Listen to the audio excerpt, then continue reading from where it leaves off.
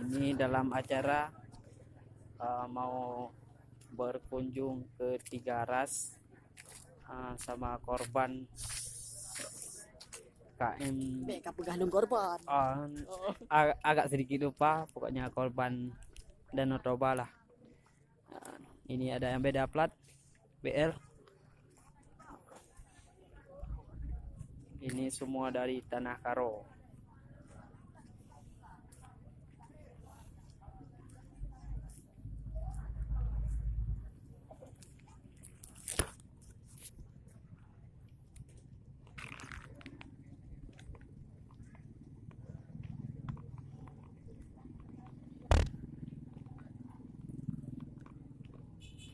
Nah, yuk coba đi. Đây để nó trồng có dạ.